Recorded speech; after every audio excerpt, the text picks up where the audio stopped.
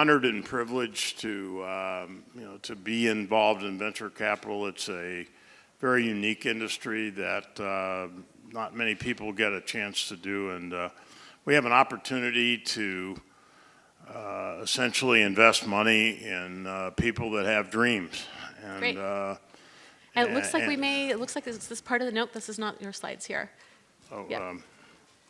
At any rate, we try to, it's a very delicate combination where the investors have to really have a good understanding of, first of all, where the market is going and the new opportunities that are coming along, and then, backing great people and management teams that can essentially go out and take advantage of those opportunities and those technology changes. And I think of the world in a fairly simple way now. It's complicated. There's all these different technologies and everything, but what I'm trying to do these days in the remaining years that I have left on this planet is to figure out ways to make the world a better place, and also, oh, by the way, also make money for our investors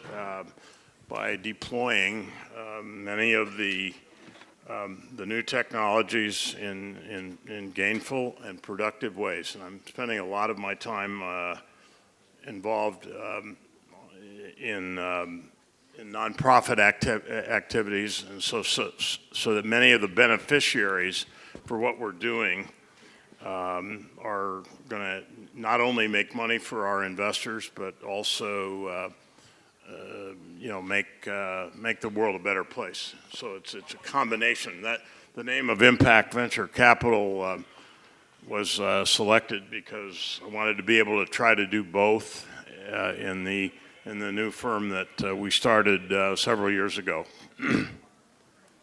Let me get started here. A vibrant venture capital ecosystem has always been vital. I don't think that anybody that knows anything about entrepreneurship here in the Valley will debate that whatsoever. Just want to give you a taste. I'm not going to be overly technical at all. Give you a flavor for the state of the art in the venture capital industry. I was privileged about 10 years ago to be the chairman of the U.S. National Venture Capital Association.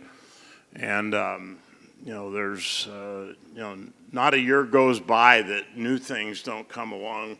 We're right here in the heart of the entrepreneurial capital of the world.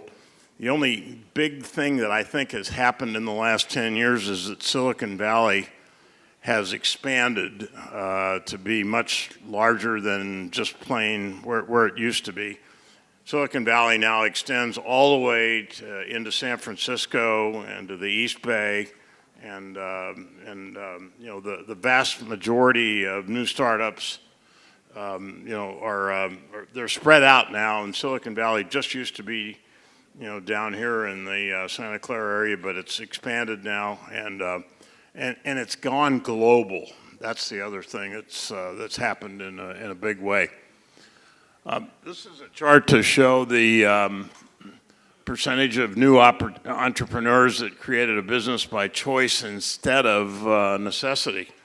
So everybody wants to be an entrepreneur, and the question is, how do you do it right? And the startups that get funded today, according to this data from the Kauffman Foundation, around 80% that survive. They don't all make huge amounts of money for their limited partners or for their investors, but this is it's a pretty telling fact, quite frankly, because I can tell you if we put this chart up here 20 years ago, the numbers would be way worse than that. So one of the questions that I'm always asked is, what do you look at when you want to evaluate an entrepreneur? And these are my favorite 10 points here. And they're not necessarily prioritized, but I can say that everybody has to, we all know this because of the audience that's here now. We know that there's a big interconnection between Asia and Silicon Valley, and it also goes to extended over to another set of places like Israel is one of the the most important contributors to the innovation market these days, and there are other places in the UK and in Europe, as well as all the ones that we know about here in the U.S. But what I look at when I want to pick an entrepreneur that I want to back, and the commentary here applies. You're going to just the next couple of charts. I'm going to show you that I think that there's every bit as many opportunities now for females as there are, and women as there are for males. So, but I'd like to see somebody that really is passionate about winning. And by winning, I mean developing a new technology that, that can be sold into the marketplace, and it can be a combination of making the world a better place and also producing financial returns that are attractive to their investors. And that's one of the reasons that I've really been so excited about and privileged to be involved with the venture capital industry for the last number of years that you heard in my introduction here. The most important objects that I look for are integrity and character, and I like self-confidence in teams as well. Just as a sidelight here, one of the things that I'm most proud of in my own career was that DCM, which I'm now emeritus partner, I don't work there on a full-time basis anymore, but we were the first, generally regarded as the first firm from Silicon Valley that went over and was successful in launching a Chinese practice, and I'll come back and tell you a little bit more about that later. But the venture capital industry, it's totally global now. That's all there is to it. There's a lot of innovation in all the places that I just talked about, and we're going to go into that in more detail here. Positive attitude, ability to inspire trust and confidence in others. Thank you very much for doing that. Dedication and commitment and tenacity. I like people that are proactive in the way they behave. And vision, to me, is a team or a person that sees things as they could be, not as they are, and therefore they can visualize the way things need to change. And that's usually a key ingredient to successful startups that can really go on and make these high impacts that I've been talking about.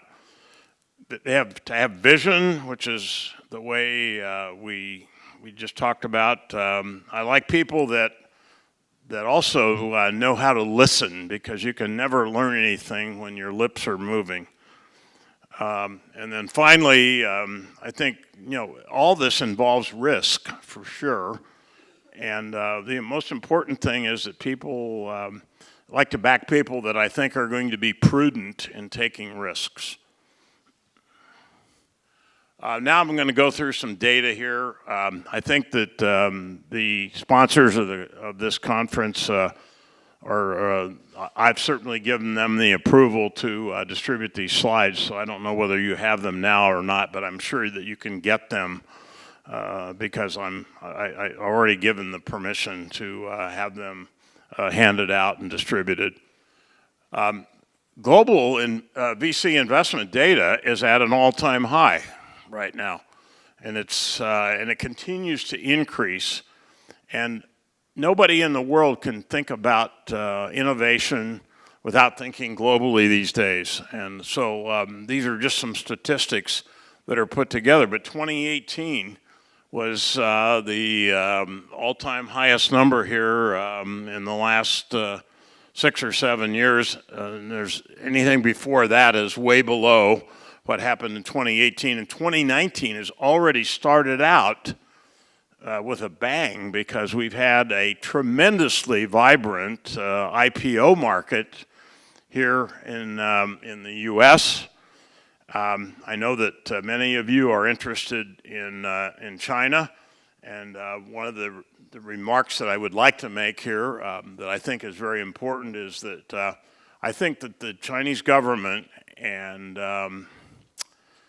other officials that kind of control the capital markets in China, I think that they have been behind the times, because I don't believe that China right now, today, has the kinds of capital markets that they really should have or need to have in order to make the world a better place. The Chinese government, and I've been involved going way back, like 10 or 12 years ago, I was involved on a committee that was set up by the Chinese government to figure out ways to create a better capital markets system there. We gave them lots of recommendations, and they never really, I think they put together a group like us that that was going to try to come around there and help them set up capital markets that that would be able to compete in the world. And it just never really happened in China. The government was I know they were reluctant or reticent or whatever word you want to use to try and go out and open up things. So we tried many different ways to get a vibrant capital markets going for venture and innovation in China, and it never really happened the way it could have.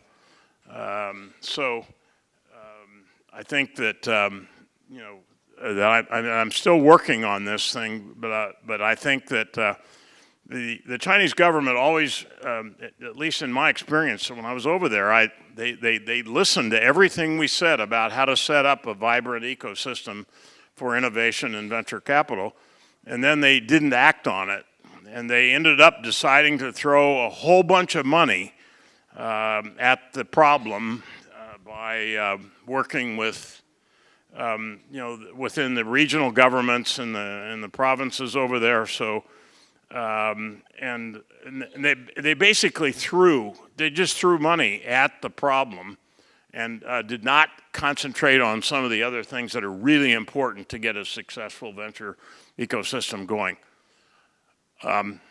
This is global investment data here. It's been growing dramatically. The Americas is still the biggest, but Asia is now second, and that wasn't true just 5 or 10 years ago. And that's mostly China, to be very honest. I mentioned the success and the positive movement in the U.S. IPO market over the last few months and then last year. It's the best it's ever been as far as we got a whole new wave of IPOs like Uber and Lyft and so on and so forth that are now making their way to market. Pharmaceuticals and biotech saw massive year-to-year increases in VC investment, and AI, which you've heard about already, I'll skip over that.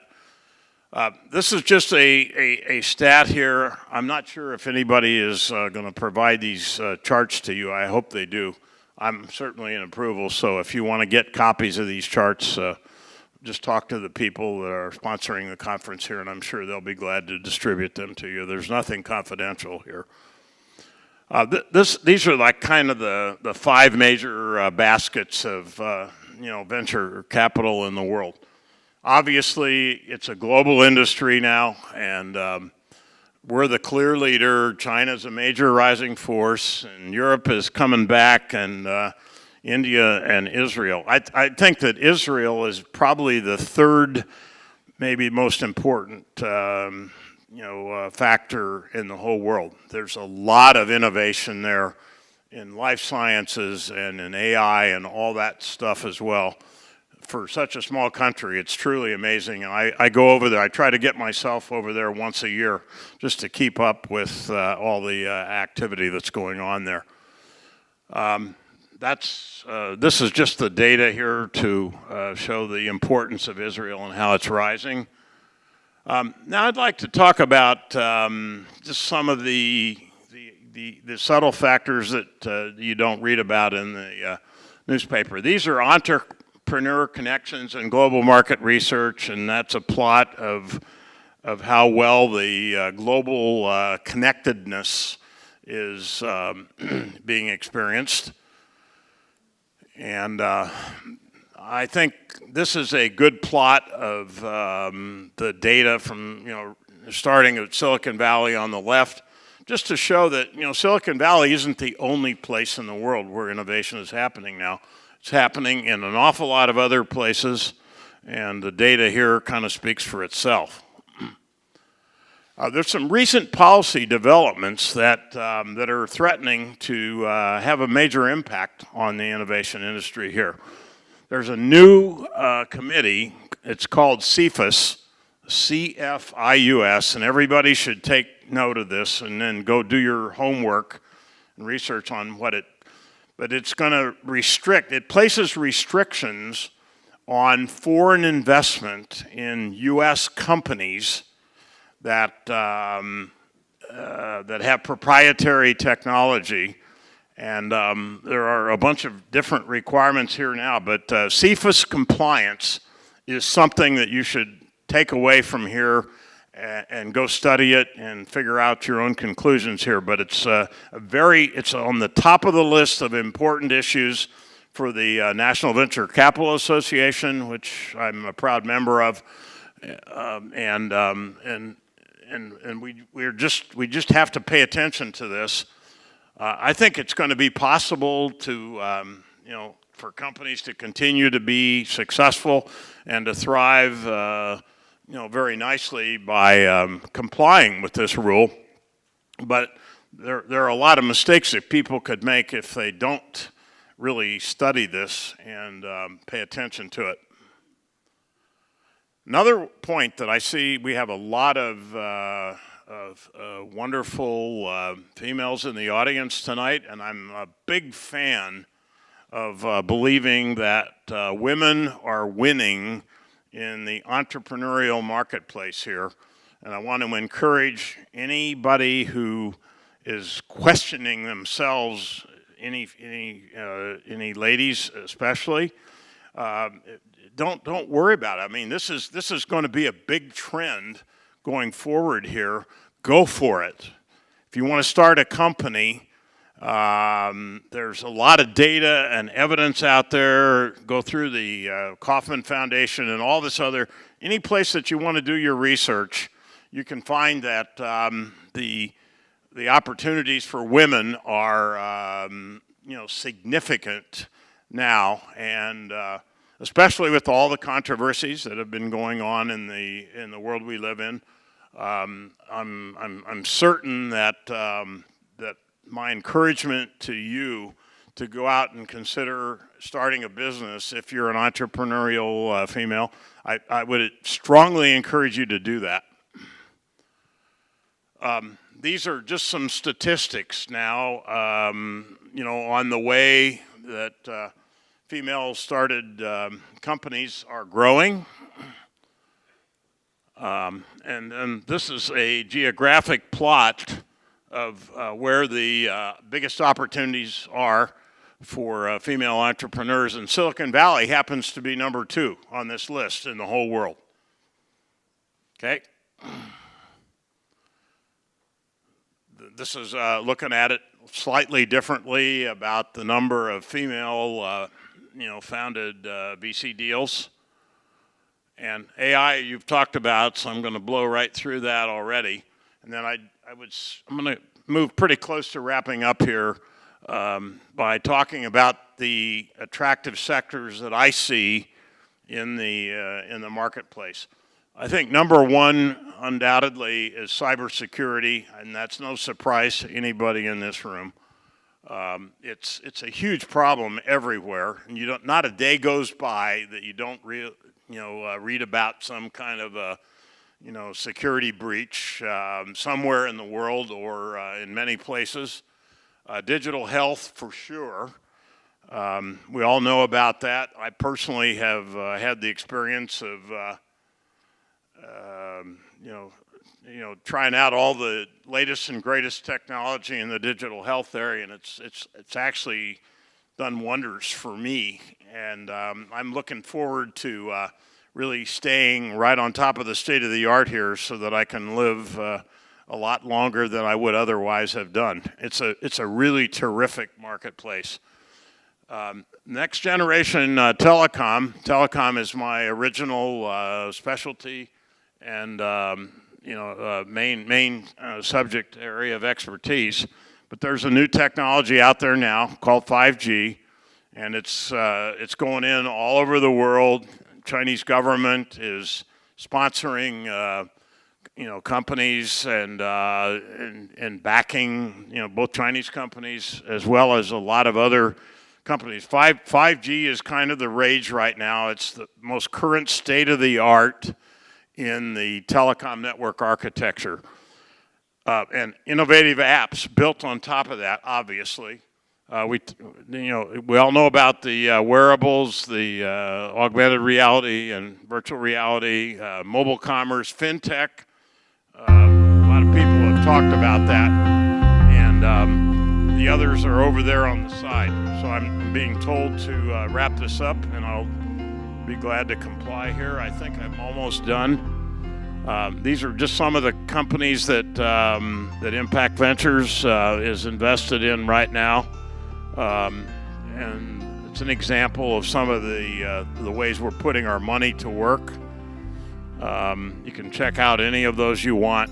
So these are the DCM billion-dollar companies that we created back in my prior life, and it's very interesting that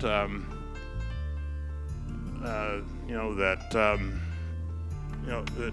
when we went into China, there were all these opportunities there to create companies, and we hired a Chinese team that really understood the marketplace there, and they went out and took advantage of the uniqueness of the Chinese market, and we ended up building all those companies there that didn't necessarily have counterparts in any other place in the world. And I think that just about brings me to the end here. It does. So I'll be happy to to talk with any of you. I'm going to stick around, and I'm going to be at the dinner tonight. And thank you very much for the honor and the opportunity to speak to you today.